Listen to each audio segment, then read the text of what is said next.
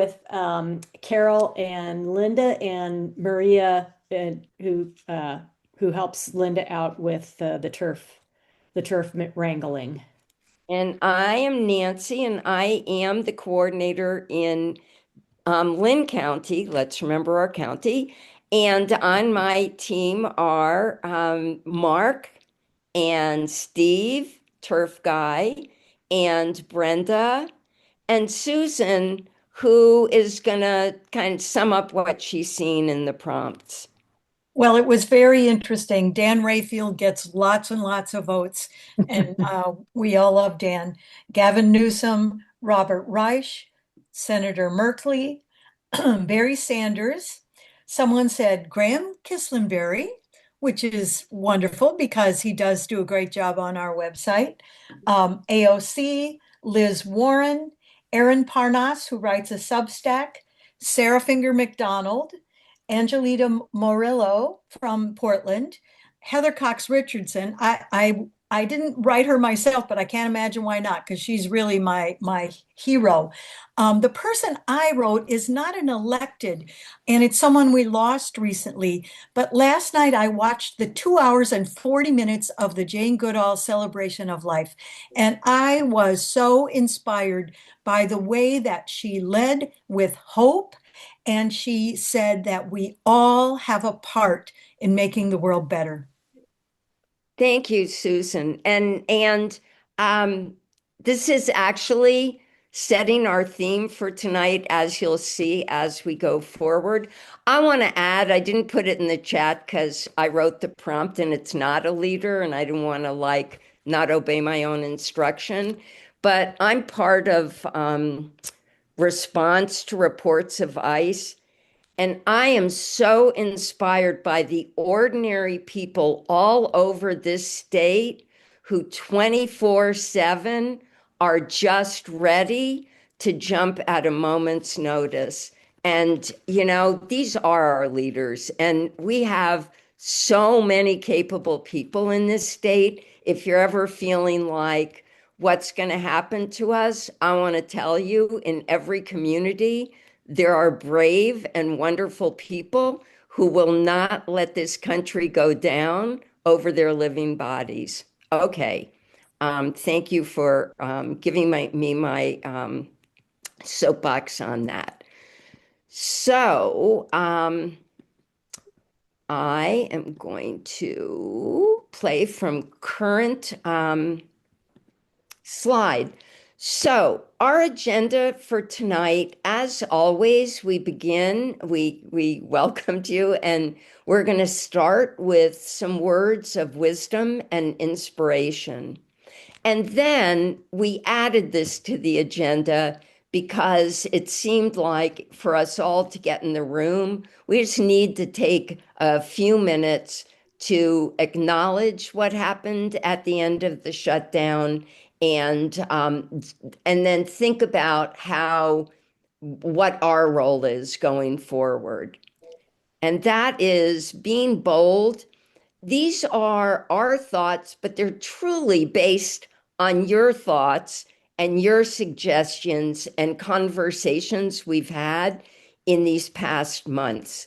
And we have kind of put them together and are sharing them with you as, how does this strike you as a strong way for us to go into this next critical election year? And then again, because when you propose something, we try to honor it. We're going to a little less extensively talk about canvassing NAVs, that stands for non-affiliated voters, and then recruiting neighborhood leaders. We know we're a powerhouse program, and the more we have, the more our power. And we're going to end with good of the order, opportunities, events coming up. Okay. So I'm going to read this. It is The Day Democracy Showed Up by Kate Lohr. It wasn't just a protest, it was resurrection. Democracy, dusty and doubted, walked back into our lives on the feet of ordinary people who had finally stopped allowing fear to rule their souls. And as night fell, 7 million stood radiant and tired, their laughter ringing like bells, because they had seen it, felt it, become it, the living body of freedom, breathing once more.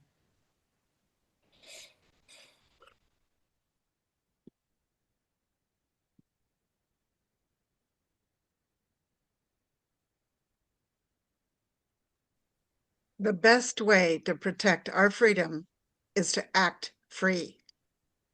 It's simple, but boy, it says it all. The only way forward is forward. Let's hear it for the ACLU, who's been doing it for decades. Yay, ACLU. Yay. Okay, so now we're at what just happened, and I'm going to stop sharing, but we do want to just take a couple of minutes to let people share their feeling about the end of the shutdown and just acknowledge that it after the high of the elections 2 weeks ago, and it was such a high, we had that whiplash of the sudden end of the shutdown. So thinking if a couple of people just want to share what they're thinking about that, and if it's not you, feel free to put it in the chat, just so we can sit with it and hopefully move on from it to a better place and to what we can do. So anybody want to?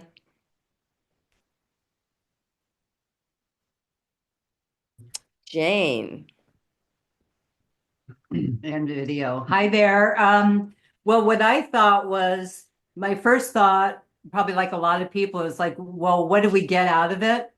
We didn't really get too much. Like it seemed like the Democrats just got the Republicans to agree to stop doing the actions that were already illegal that they were doing. But I do think that I don't know how, like if the Democrats bargained for the fact that Trump would refuse to pay SNAP benefits and to let people go hungry, because the law said that if the government was supposed to continue paying SNAP benefits during any shutdowns. So when the Democrats went into this whole thing, they just didn't probably have that on their card that was a possible thing that the Republicans would do. I really feel like the Democrats, the ones that defected, they could have said the reason that we defected was that when we went into this, we never thought the Republicans would be as evil as they are by letting people go hungry. So, for myself, I wasn't going hungry. And I really felt like I don't think I'm really the one to say, for those people that were going hungry, I guess I was ambivalent, honestly. I was mad about the bad deal and it felt like caving in. It didn't feel good at all to me emotionally, but I just thought, yeah, but I'm not going hungry. So that's my 2 cents. Thanks. And speaking of leaders we elected, if you don't know this, on I think the Thursday night that the courts ordered the SNAP benefits to be unfrozen and delivered, Governor Kotek and instructed our Department of Human Services to stay up all night long, get that drawdown out of our treasury and into the EBT accounts of the people who needed to buy food.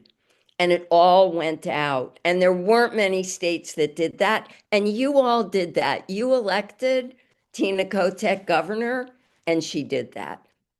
Okay, Susan. Yes, thank you. Yeah, I appreciate the thoughts about the people who were hungry. I think that's going to continue anyways. in some respects, just because people will be losing jobs more and losing healthcare, and communities that will be losing healthcare will also be losing people who live there that provide the or who work those jobs and everything. So I don't think this is necessarily going to take care of that in the long term. And what I find really interesting is the dichotomy between the type of leaders who are standing up for the people and see kind of the long-term picture of where this is going and are fighting back, which includes some of our leaders here in Oregon.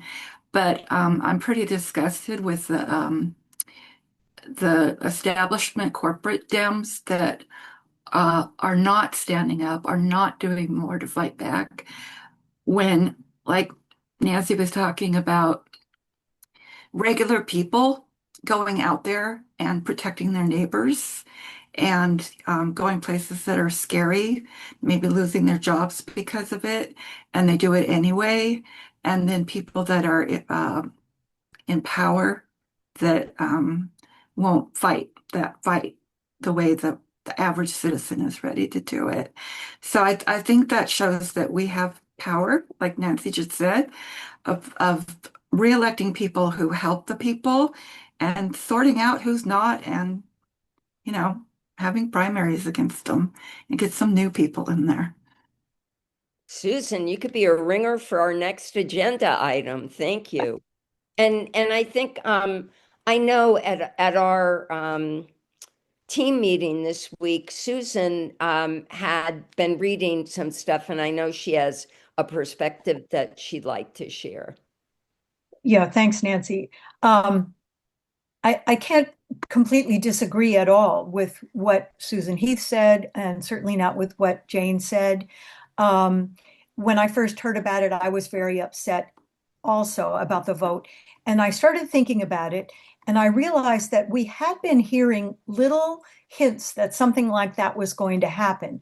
So I don't think it was as big a surprise as it seemed at the moment. I will definitely say I don't think the Democrats are very good at messaging. I think they need to figure that out. But I think we knew after Tuesday that we had a huge advantage after the results of the election came in. And I don't know what goes on in Washington, right? I'm not there.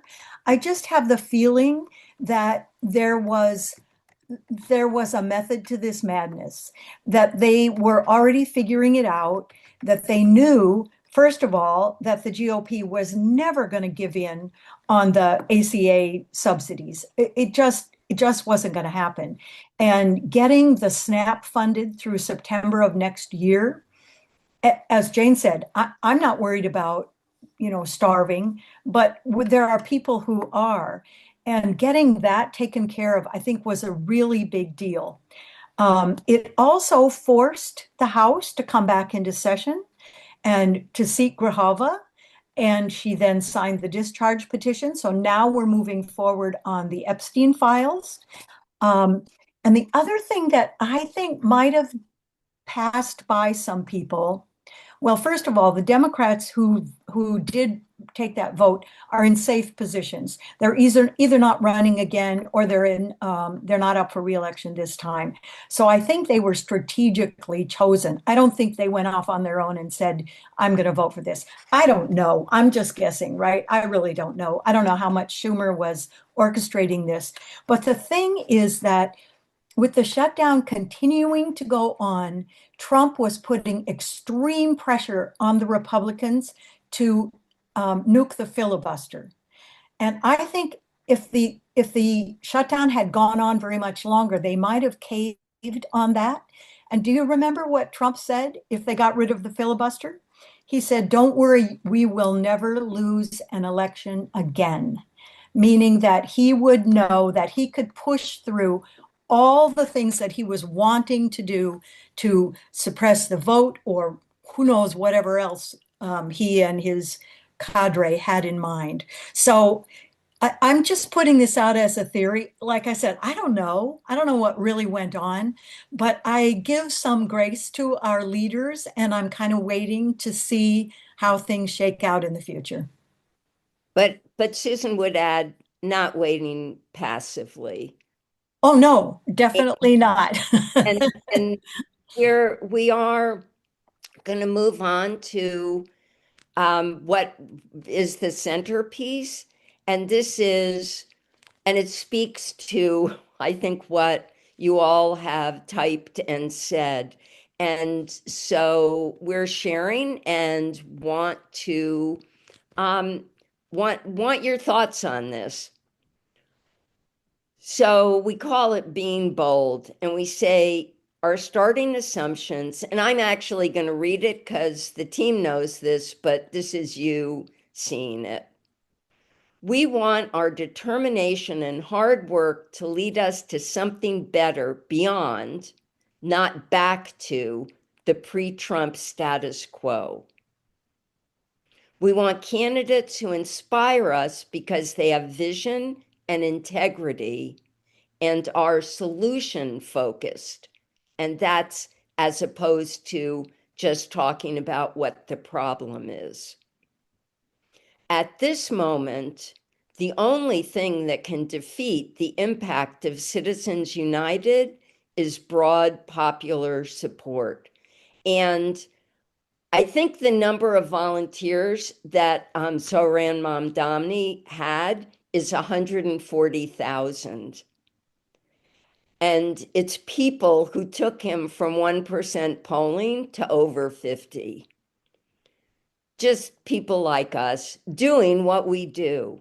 And it also, I was thinking about this, it reminds me of Georgia in 2020 and 2021 when something, I forget what Stacey Abrams and her partner Lauren, it starts with a G, the organization they put together that put thousands of volunteers in the field that registered people and got them to vote and flipped the Senate, if you will recall, on January 5th, 2021, the day before January 6th. And then we, neighborhood leaders, have unique access to candidates, and therefore we really do have an outsized ability to communicate all of the above. And as Susan Heath just reminded us, primaries are a time of possibility. And what we always say is when people can vote their hearts as well as their heads. So I am going to stop sharing in case anybody has fair fight. Thank you. Thank you. Anybody feedback that you want to give to those thoughts? You don't have to. We just don't want you to go to sleep because there's more to come.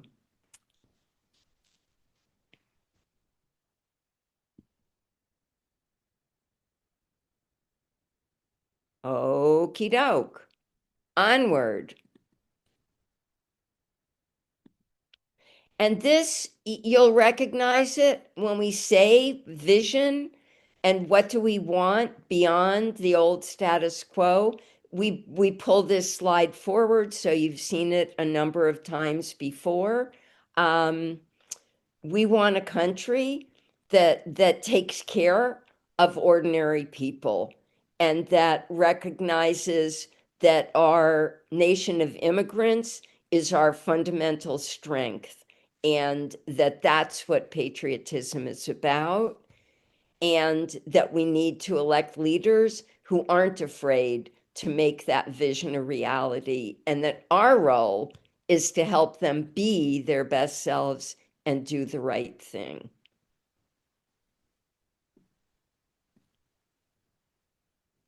So speaking of leaders, we had to include this. Yes, this is part of Zohran Mamdani's victory speech, which was very moving. And I would say he is an example of someone who has solutions and vision and I'm very inspired by him. And while we cast our ballots alone, we chose hope together. Hope over tyranny. Hope over big money and small ideas. Hope over despair. We won because New Yorkers allowed themselves to hope that the impossible could be made possible. We won because we insisted that no longer would politics be something that is done to us.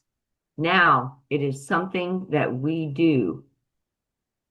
New York will remain a city of immigrants, a city built by immigrants, powered by immigrants, and as of tonight, led by an immigrant. So hear me, President Trump, when I say this. To get to any of us, you will have to get through all of us. He said that on the floor. Whoa, thank you. Okay, just a question. Whose family came through New York when they came to this country?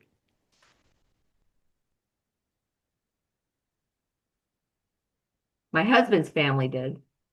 We'll count it. Anybody else a native New Yorker here?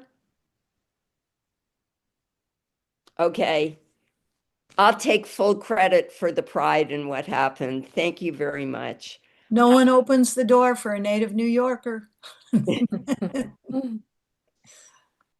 And you know, as he said, native New Yorker is really a relative term. Okay, so we want to try this out with you. And Nancy C., last night you talked a little bit about wanting to be able to respond when people say things to you. And so we thought this is something that we hear a lot.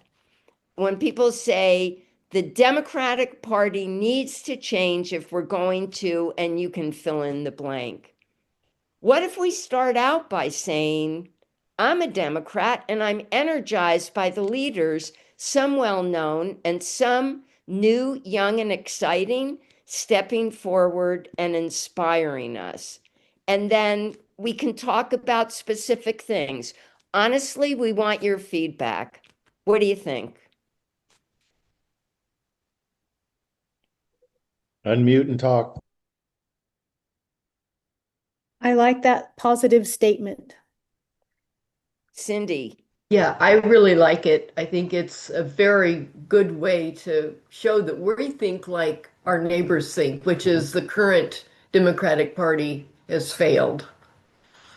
And that acknowledgement in a positive way right at the beginning, I think is just such a good way to open a conversation.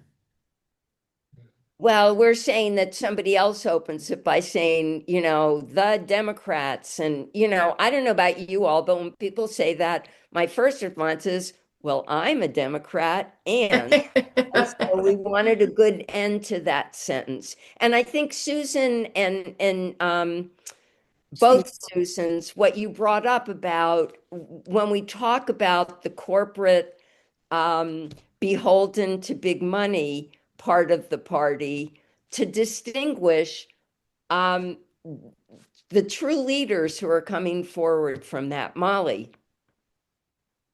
I like the positives out of that. I've been canvassing my neighborhood about something else unrelated to neighborhood leaders, recently a safety issue in our community. And I'm hearing neighbors sounding a little discouraged and despondent. And I keep saying, this is why we have to keep fighting the fight, right? We just have to keep up the faith, right? And share that we have faith in the system. We have faith in our party. I think that's a nice positive spin, that statement. I appreciate that.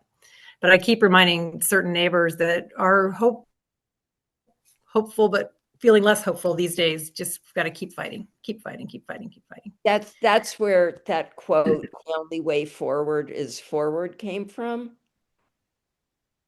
I think if you start with a failure message, you're reiterating what the Republicans are saying about us. And I've had enough of that. We're not messengers of what the Republicans think about us. And I would like to lead with a very positive message. And Nancy, I think it's a powerful thought that we are all Democrats, and we certainly are not all failures. And at local levels, there is a lot of state and local levels, there's a lot of Democratic success. And when you think about that, it's a perfect lead into recruiting someone for neighborhood leader, Molly. And we've got the frogs, guys, our beautiful blue democratic state. We've got the frogs, right? Yeah. I think, yeah, it's a lot to celebrate. And we had the sloth too. I just want to acknowledge that. And also say that the sloth happened to be a volunteer at our Lynn County Democrats office during the last federal election season, although not dressed in a sloth outfit. Okay. Leslie.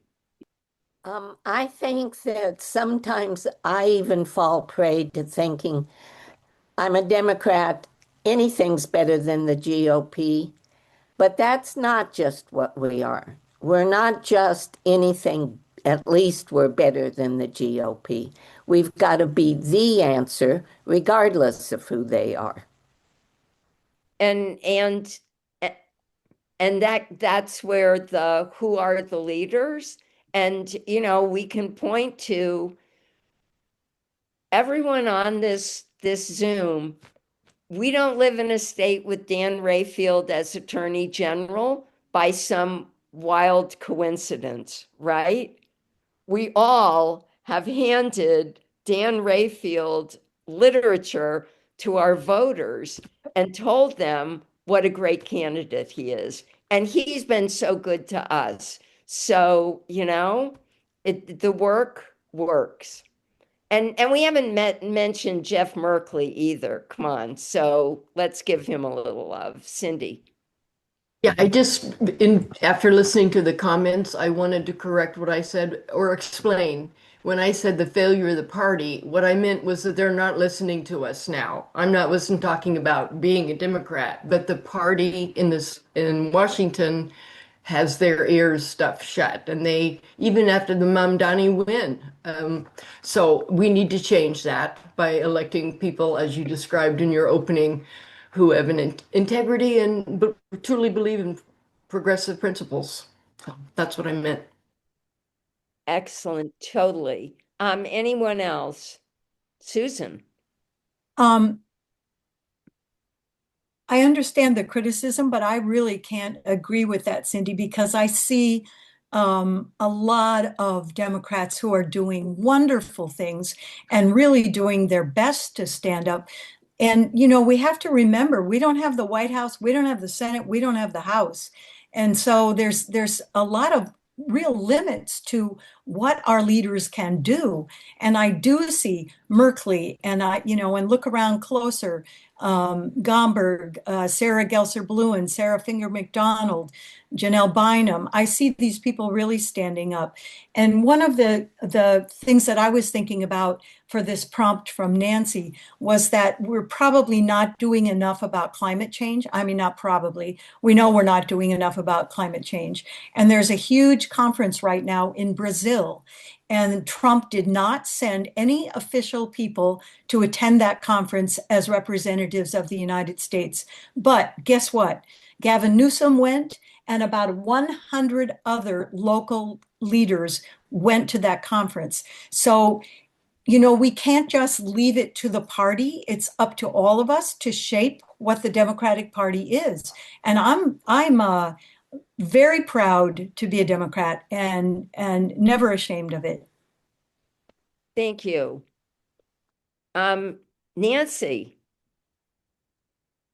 Hello. So last week, I was participating in an Indivisible Zoom. I'm Eastland Indivisible person also.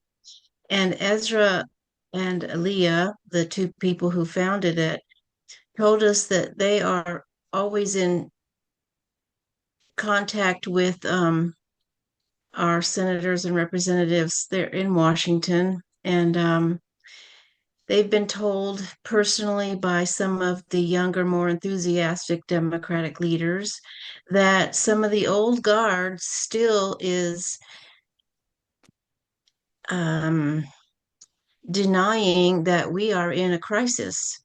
They think that they just need to, let's skate along and it'll pass. This will pass. They don't seem to realize what a crisis we are in right now. So I just wanted to say that, be aware of that. There are some people who don't believe we are. And I think I'm not putting words into Susan Leonard's mouth, but I think when she says she's proud to be a Democrat, she doesn't mean Chuck Schumer is her favorite person. Oh, right. I'm proud to be a Democrat too. I think we're kind of the guys in the white hats. And well, and I think that, I mean, are people aware of what happened in Newport during Yes, yes. I watched that city council thing. So did a bunch of us in Indivisible. Yes, we're very aware of that. So if you're not, there was a letter of intent sent to the city of Newport by a corporation that's known for putting up fast housing. And the assumption was, along with other information that was filtering through the community, they were going to put a detention center out by the airport in Newport. And the whole city council and the mayor immediately stood up against it, right? Yes. And that's another example of people like us elected those people to office. And those people are the leaders they needed and the leaders that we needed. And, when we think about working on a local level and the difference that we make, it's true. And when the chips are down, sometimes it's the local government that makes all the difference. And I know right now in Corvallis and Benton County, there's a certain bitterness to that, and I acknowledge it. But, people, I would say also the people who we helped elect are very aware that we helped elect them. And it gives us a voice. And with that, we're gonna just pivot a little bit, still on the same topic. So we said we want people who are solution focused. We want our candidates to be solution focused. And so we were hoping to explore with you what that looks like. What would it look like for a leader who comes to talk to neighborhood leaders, somebody who's running for office and has a vision? What does it look like to be solution focused? So think of what's your key issue and what's a solution that you would hope a leader might have. And Susan Heath, I was thinking maybe I could put you on the spot with that because you've just been through a legislative session where you had a solution and were looking for leaders to support the solution. Sure, thank you. And I mean, I do have to say that we had enough people in support of the referral to get the Environmental Rights Amendment onto the 2026 ballot. We had lobbied and talked with enough people to have enough votes. And we had a bill go to the Senate Rules Committee for it to be passed through there. And the 3 Democrats on that committee were all supporters. And yet the referral bill for the Environmental Rights Amendment died in that committee, even though we had support and we had, it was one of it is now the top environmental issue of the legislative action items for our legislature. At that time, it was one of the top priorities. So it was very disappointing to have a supermajority of Democrats in Salem and have the bill die, even though it was in a committee where it had the support. So I think that shows, that there's different interests within the Democratic Party. And we just, the team I'm in for the Environmental Rights Amendment, we just have to work to make sure people understand that the people are in support of it. And that it was something that, we went back to the platform convention and worked extra hard to make sure it became the #1 environmental issue. So, we're going to work on it as a citizen's petition now to get people behind it. But we just, that's the way the system works. And there's different interests and different, things. So Susan, let me just ask you. So what we're thinking about is, can we as neighborhood leaders, so you all, primary season is coming. We are going to get to be in one of these Zooms, just us with the candidates who are going to be on our ballots. And what we're working up to is, can we think of our key issues, the solutions we'd like candidates to come up with, or to have them offer us solutions we maybe haven't heard of, but we get to ask questions and we get to tell candidates what it is we're going to be looking to hear. And what if we say to them, we really are looking, a stump speech is great, your priorities, but especially if you're a legislator, we want to know what's the solution to the things that are your priorities. So Susan, if you were going to ask a question to somebody running for one of the House districts, what would the question be? Well, first, I would want to know more about sort of their values behind how they come up with their decisions, to make sure that one of them is listening to the grassroots. And I think that is something that is very important to most people. So think of so you would say, your votes are going to be based on something. Right. We're hoping they'll be based on your values that you're sharing. Right. And not on an interest that's not popular. How do you make decisions and how will you make decisions? Right, exactly. And also Great question.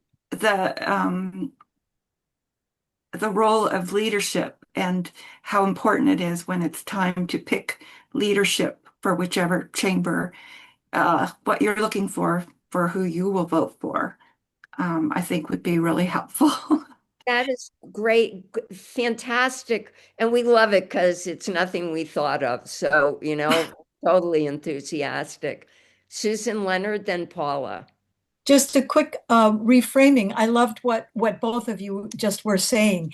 And at Campaign 101, which we had last night, we talked about the fact that when the candidates come and speak to us in our Zooms, we are learning about what they care about and what their policies are so we can talk to voters.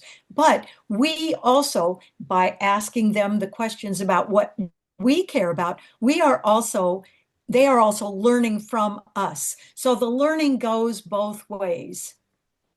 So if your easy A homework for the next couple of months is, when you're thinking about what you really care about, Just think about how would you frame that as a question to somebody who wants your vote? Okay, Paula, you have to unmute.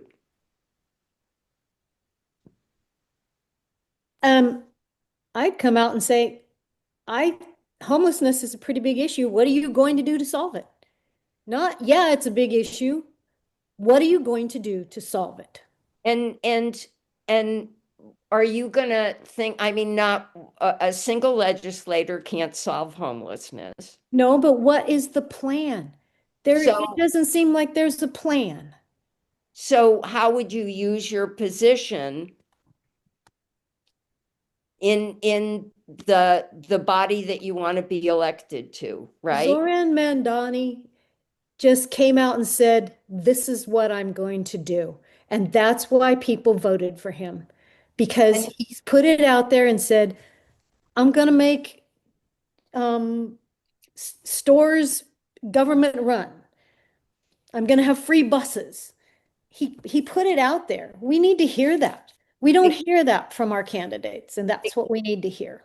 Exactly. And something that we talked about, just for you all to keep in mind, is that depending upon the position somebody is running for, their answers might be different. So a mayor or a governor or a president is thinking big picture, right?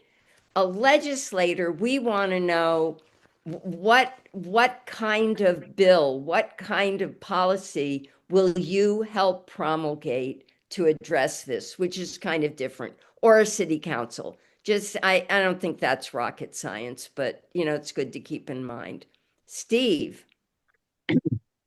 Well, I was just going to maybe look at this a different way, or maybe just restate. So the Republicans have made their case based on defining a problem. They define the problem and they define the problem and they hammer on the problem and they hammer on the problem, but they rarely ever provide anything that works towards the solution.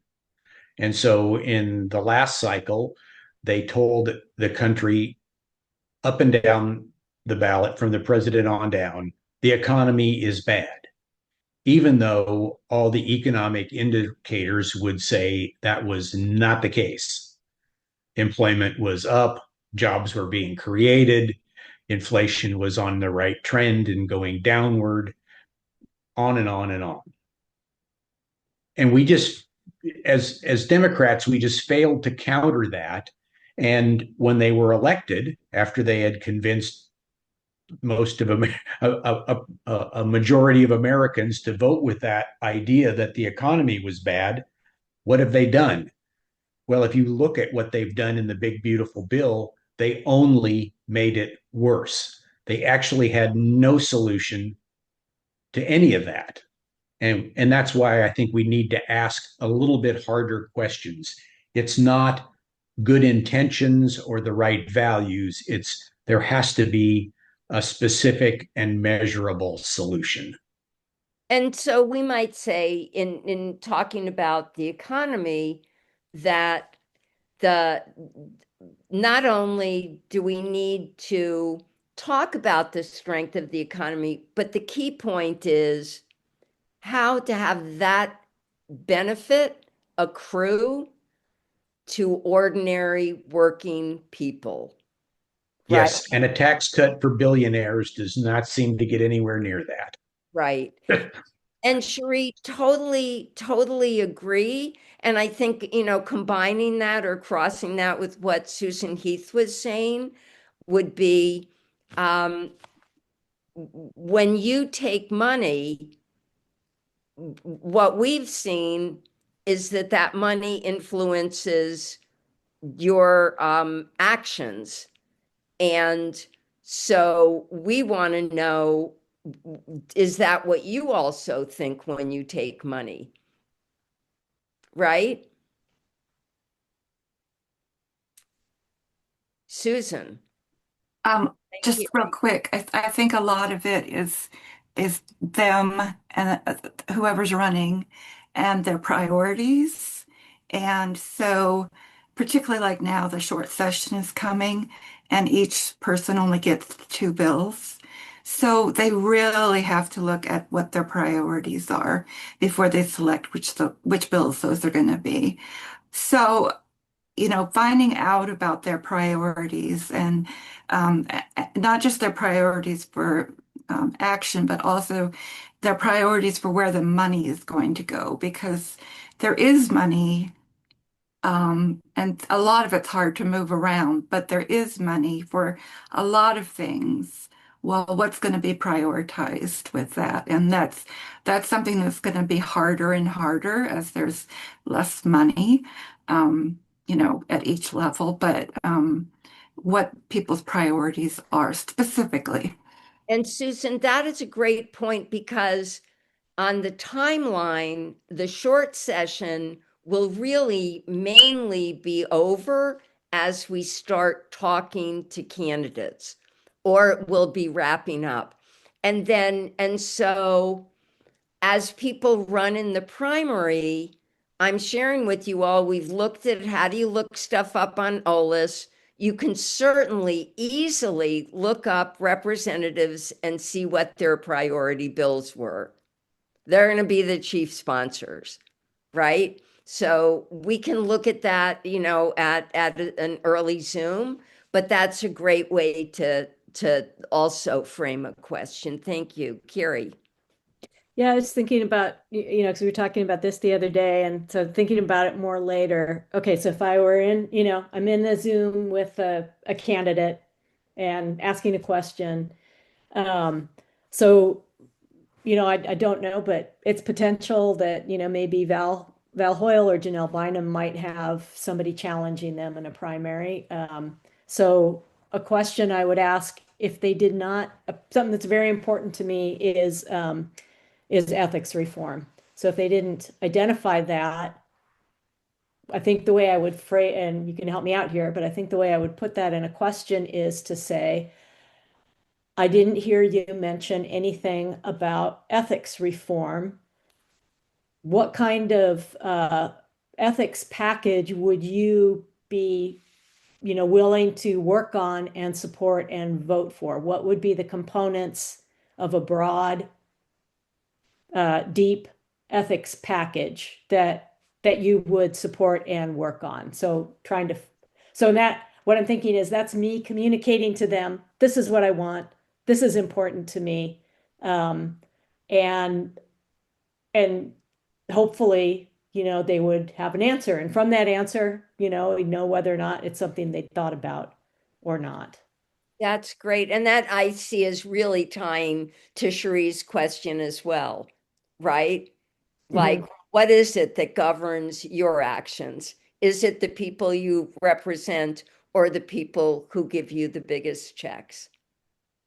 Yeah, excellent. Great point. So I know it's the end of the weekend and we're asking you to have your brains work overtime, but hoping, and we'll come back to this at the launch, which we'll give you the dates for at the end of this, actually in the next slide. But just thinking about our questions to candidates are, that's our currency, and let's use it really wisely this time around, right? And ask questions that get at these things. So, and we're going to have a lot of candidates, so we're going to get good at practicing it. But just keeping in mind, this is the time that we're going to have a two-way conversation, right?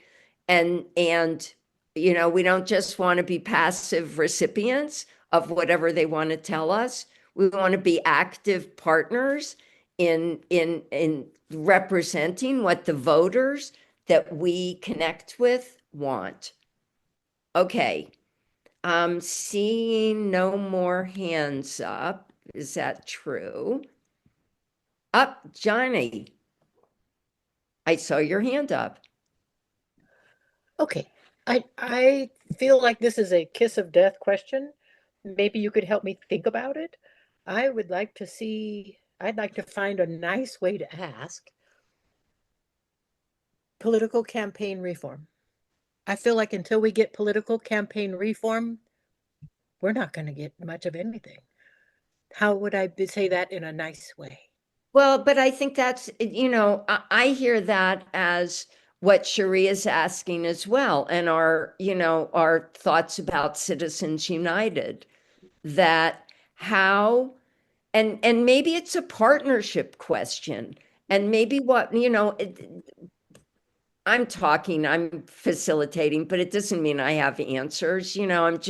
We listen to what you all say and then we discuss it and try to, get to the next step by incorporating it. So maybe the question we want to ask is to say, we care passionately about having a country that works for ordinary people and that gives people a decent life, everyone, right?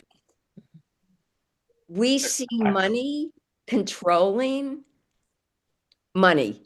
In other words, we pay our tax dollars, and then where that money goes to, we don't seem to have control over that. How can I would say to Johnny, I think the way you phrased that was very good. But it's a simple question. But Just ask them. isn't it also if I was a politician and somebody said, we want you to not take big money anymore, wouldn't that be? But maybe we're saying, how can we partner with you? How can we help break that cycle? Yes, that's what I'm interested in. How can we help break that cycle? And I think it seems very daunting. I think it also depends on what level of candidate we're talking about, because the stuff with Citizens United and campaign finance reform at the top level is very different from talking about people in local politics. I mean, we have campaign finance reform in the offing for Oregon, and hopefully it'll just get better. They're also, most of the candidates we'll be talking to in our Zooms aren't going to have anything to say about what's going on at the top level for Citizens United, right? If we're talking to a senator or a U.S. congressperson, that's one thing. How many people running for mayor are taking, millions of dollars? But Mark, in the primary, we will be talking to people running for Congress. That's true. I'm saying it matters. The conversation matters depending on what the level is. True. And my other big shtick is I'd like to be ready. I'd like to be ready when the next cycle comes around and we no longer have Trump. I would like us to have, like, the usual healthcare. Yeah. So I love, and in this conversation, those are the questions that we need to ask, and we'll do our best in framing the invitations to preview that's the conversation we want to have. And Carrie and I are the ones who sent it out. And I think that saying money and ethics are big issues to us. And we're really interested in hearing about that really from everybody. I mean, and we understand less so the more local, but more local is not going to be till November. In the primary, it tends to be less local. I mean, it tends to be statewide. There'll be county commissioner and up. Okay, Molly. So I have to write it down because I'm going to lose my train of thought here. I guess one of the questions I would have for when we start having candidates as speakers during our Zooms is to say, what makes you qualified to lead in Oregon specifically, in whatever role that is? That might be a local and that might be state or federal. And then also, what is your understanding as a candidate of the issues facing our community, our state, our nation, right? Because I feel like last time when we listened to candidates kind of give their background and their sort of shortened set of beliefs, it would have been nice, I think, for me to have a clearer understanding of what their understanding of the issues for Oregonians are, not because they feel like those are the issues, but because they're hearing from their constituents, their neighbors, their right? And that's put the fire under them to run. So Great. That is great. Thank you. And we have the recording, so if we forget what these great points you said are, we can watch the recording and whatever, and draft some language we'll send to candidates based on it. Okay. And Jane, I thank you. That looks great too. We have one more substantive issue. So we already talked about this. Good.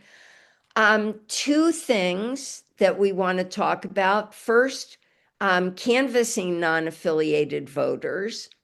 And I'm going to stop showing this and we're going to hear some response to who are the non-affiliated voters, who do we already canvass, and what changes might we make in canvassing them in 2026.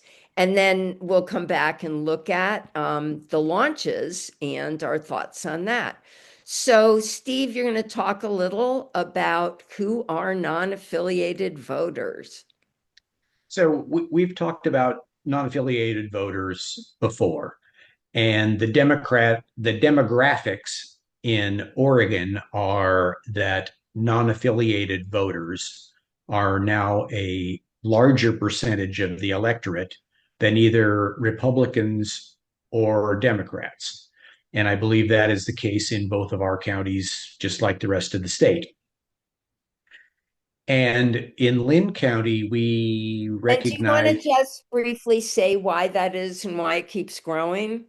Well, when you go to register to drive a car, you automatically get registered to vote. So every 18-year-old that stumbles into the DMV and submits their paperwork gets registered to vote. And then they get a card that says, do you want to join a political party? And they're 18-year-olds, and most of those go nowhere. So they are by default become non-affiliated voters. And so that has been growing the non-affiliated voter part of the electorate, the part of the voter file, for many years now. And that's why they're the largest percentage. And so as that is a piece of background, then just think about a non-affiliated pool of voters, and they're going to run the range just like the Democrats and the Republicans. There are going to be non-affiliated voters that are as MAGA can get. And there are going to be non-affiliated voters that are the most progressive and nicest people you will ever meet. It's the whole spectrum.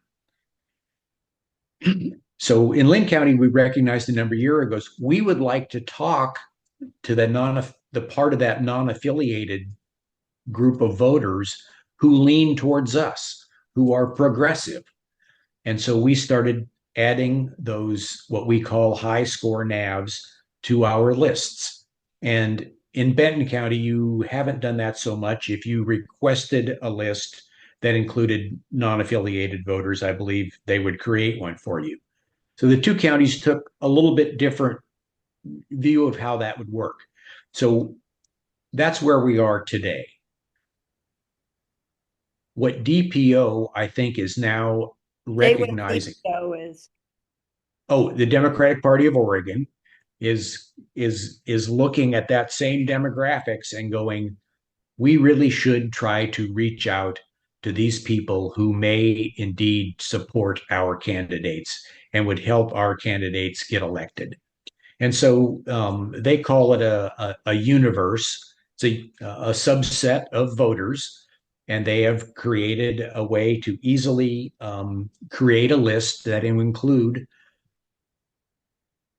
those non-affiliated voters that are likely to lean towards our values. And so DPO is going to let us, the counties, decide what we want to do. I suspect both of our counties may well just keep doing what we have been doing, because DPO has acknowledged we were doing the right thing before they came up with their new fancy universe of voters. And so I think I'll just stop talking there. Okay, any questions? Jane? Go ahead. Oh, I was just going to say that actually I'm in Benton County. I didn't realize that we actually I don't think I knew that we could ask for the non-affiliated voters on our list, but I certainly do think we should. I think, I think it's an untapped, at least for our turfs, it's been untapped by us anyway. So we're all game, I think, for talking to these people, and we'll certainly ask. So so it's Steve, it wouldn't be status quo because it'd be new, at least in our turfs. Maybe Carrie could speak to like how many other people in Benton County are doing the non-affiliated voters or have in the past. Yeah, I don't know that. Linda would probably have a good off the top of her head. I've done it, and I know of like just when we did the flyers for No Kings, I remember somebody, and I can't remember if it was in Corvallis or North Albany, asked for non-affiliated voters as well for that list to distribute those invitations.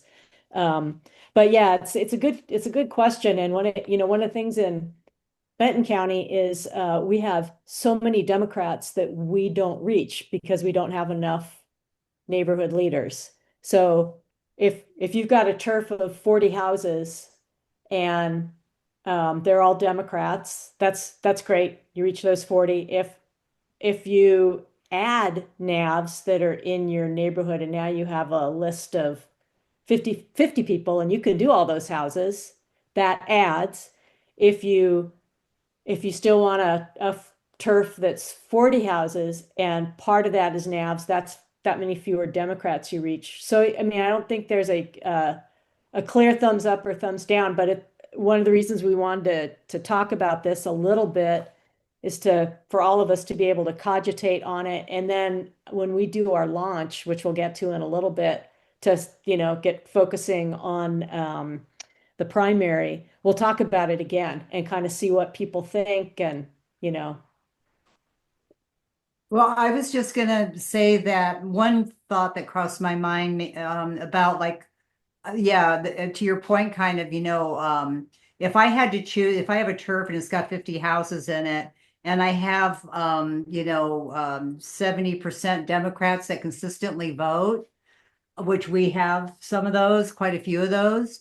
I would wonder if our time might be better spent, believe it or not, with the NAVs who may be less likely to vote, because I feel like a lot of our Democratic voters are reliable Democratic voters. So, and I would say to that, are you trying to get Ron Morgan's job at DPO?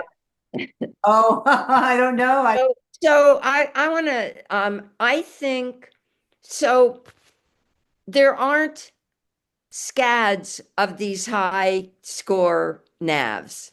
And in Lynn County, I have 3 turfs and I may have 1 in each of my turf or 2. I think it would be interesting in the parts of Corvallis where students live, because those are the people who are the most likely to have to have not sent back their postcard and have, higher scores. So for most people, you could keep your map of where your turf is, and it would increase your houses. I mean, most likely it's going to add people to houses you already have, because one of the indicators of high score NAVs is living in a house full of Democrats, right? Or the 22-year-old child of Democrats who just didn't send back the postcard. And that's frequently what it is. Molly, then back to Jane. Yeah, so real quick, can I just ask you, so when I'm walking my turf and I'm glaring at a house because I think, oh my gosh, is that neighbor really a Republican? It's possible that they are not, but that is a non-affiliated voter in that house. And so they are in my neighborhood and I walk right past them and I knock on the next door because they're not on my voter Yeah. list. Yeah, exactly. And I'm saying, don't panic that you've missed important votes all these years, because there may be one or two houses in your neighborhood. We're not talking about a lot of houses. How about let's Carrie, then Jane? Yeah, I was just going to add to that, when you walk, like you say, when you walk by a house, because it's not on your list, could be a NAV, could be a Republican, could be an independent. I've got houses in my neighborhood that have like all the right bumper stickers and signs. They're not on my list. I'm guessing they're working families or green, potentially NAV. So yeah, I mean, there could be all kinds of things that people are that are neither NAV nor DEM. And we can add all of those minor parties as well. And again, maybe one person in your turf. In the secret, I think, as Carrie said, is can we canvass every vote that's likely to be our vote with good information all the way down the ballot, rather than will we discover, troves of untapped, non-affiliated voters who will change, our future. I mean, I honestly think from experience, it's more that, right? More neighborhood leaders taking more areas that will be majority Democrat with a small number of Working Families Party, Green Party, and high vote NAVs. Does that make sense? Okay, Jane, then Paula. Well, I was just going to say, to the point, you were kind of just getting at it, but regarding workload, and if we go looking for NAVs, that kind of gets to the second point on your slide of how do we get more neighborhood leaders? Because that really seems to be the crux of it. I mean, we'd be glad to find out in our turfs how many NAVs there are, and maybe it's few, maybe it's a lot, but I mean, in general, it's got to be the case that if we get more neighborhood leaders, we can take on more NAVs just by definition. Exactly. Paula. So I'd like to kind of go backwards a little bit and ask the question, are we sure we know why they're NAVs to begin with? Because depends. And I have personally canvassed probably most of the high score NAVs in Albany and many of them in Lebanon. We did 2 canvasses in Albany and Lebanon, and it just depends. I think, very often they're very progressive voters who feel like they want their independence, although they will share that they vote overwhelmingly for Democratic candidates. But can we, and I mean, they can't vote in the primaries, and we can encourage them with early outreach. And so twice we have done canvassing every high score NAV in Albany and Lebanon, saying, if you would like to change your registration to Democrat, you can vote in the primary. And then we talk about, last time before, it was governor. And so there was really, that was a really important thing to vote for. And the truth is, it's hard to get people to do things. And so a few people, I would say primarily people who had been Democrats and switched to NAV at some point, switched back to Democrats, but most people didn't. Although in the general, they would vote for whoever we had voted for to put on the ballot. So you can certainly do that. But we're talking about all these young voters that have come onto the rolls, and they don't have a clue why they need to. And I canvassed them. I'm trying to share with you. Okay. And it's yeah. So you can, and I'm saying it's great to do that. I totally agree. And it's good to do it in the primary because they can change. If you go out a little bit early, they can change online and get the ballot. I think to Paula's point is if we're talking about people who were registered to vote through applying for a driver's license, DMV, do we know very much about them? And yes, we often don't know much about them, and they rarely show up as a high score NAV. That is the Unless truth. they're in-house with their parents. And Yeah, that's and even that, there's just there's algorithms there that we don't know what's in them, and the algorithms don't pick very many young people. That is the truth. Most of our high score NAVs are going to be people in their midlife or older. I actually, Steve, when I canvassed, I found that there were a lot of people in their kind of late 20s, early 30s. So, who are very progressive and great to talk to, but they didn't change their registration. I don't mean to argue. I'm just saying what my experience was. But Paula and anybody else who feels like you would like to have a list of young voters, NAVs that you don't know about, and go knock on their doors, I'm sure we could accommodate you. And the other thing I will say is if you've been around for a while, do you remember when we did the outreach to all the young voters via postcards and then followed up with phone calls? So we've done that too. We did that during COVID. That we sent member postcards to all the young voters like ages 18, I forget what, to 24. I think that's right. But we don't really know what the results of that was. We can't really see that. But you can, I'm saying, we are really glad to have you get a list and give it a try. And yeah, I've got, Lebanon has a letter writing thing every Friday at the library.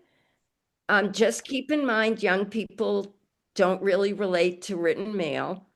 Yeah. So, might not be the best. Okay. Or to phone calls. We They don't also answer their phone. We've spent a lot of time in the last few months talking about return on investment, and there's a converging point in the inability to reach the younger people and the lack of information about these same voters that makes it really hard to be effective.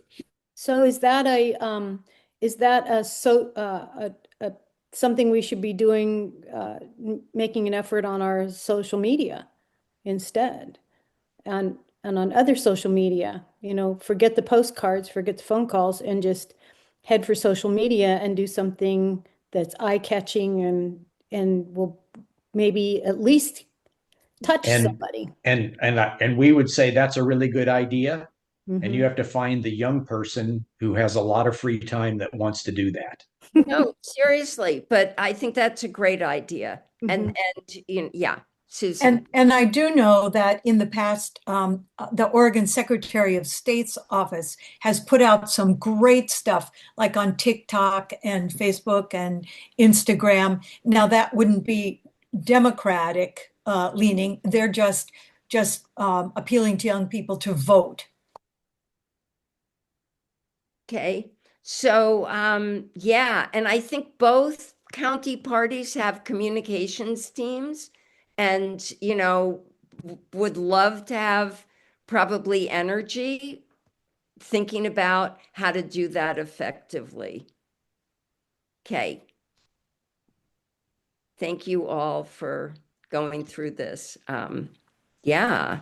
When we talked about doing this, we knew that it could turn into a long discussion, and we didn't really want it to, but now we've discussed it. So, I think the answer is there are no easy answers. And if you have energy and have an idea and want to try it, I would say the county party communications teams are a place to talk about that. And if you want either Linda or Steve to make you a list just to see, give me this population group. I want to go out and just see if I can contact them. We are really glad to do that. I'm speaking for Linda. No, seriously, but I think having done it, a couple of times, we don't want to undertake it as a whole project because we have so much else going on. Well, I'll just get a hold of Steve and he can send me a list and I just might start reaching out. Sounds Out here in the country, and then report back. Yeah, we'd or love to maybe hear. Lebanon where the school is. Yeah, yeah, in those apartments. Good luck. Okay. It's hard to get into them. You can't, you have to like talk through the intercom, yada, yada. But Paula, you're creative and I bet you'll figure out a way in. Okay. We will be launching. These are the save the dates. I can talk about Lynn County.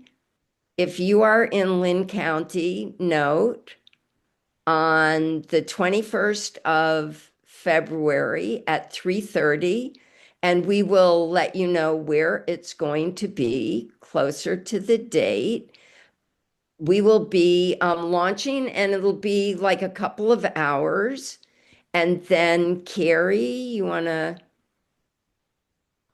I was just going to unmute myself, but I already was. Yeah, so we've got a date. It'll be the Sunday right after Lynn Counties, and hopefully we'll be able to find a place where we will also try to target that late afternoon, I think, time if we can.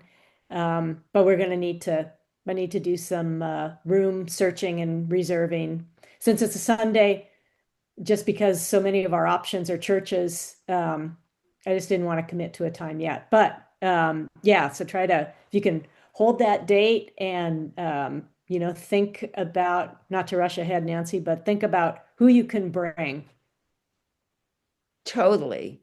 Totally. Everybody think about, do I have a friend, a cohort, whatever? And we are glad to send you the slide that shows you the impact of neighborhood leader in your county in the last election, because those numbers are always super impressive. And people in East County, we looked at sunset on February 21st, and if we end at 5:30, you can get home before dark. Okay, just in case you're worried about that. So I think it will work for everyone. Yeah. Sorry. And maybe you were just about to say this before I jumped in there, Nancy. Sorry. But if there's anybody still on from North Albany, come to both. Yes. North Albany always invited to 2 parties. Okay. Good of the order. Anybody from Indivisible want to talk about this?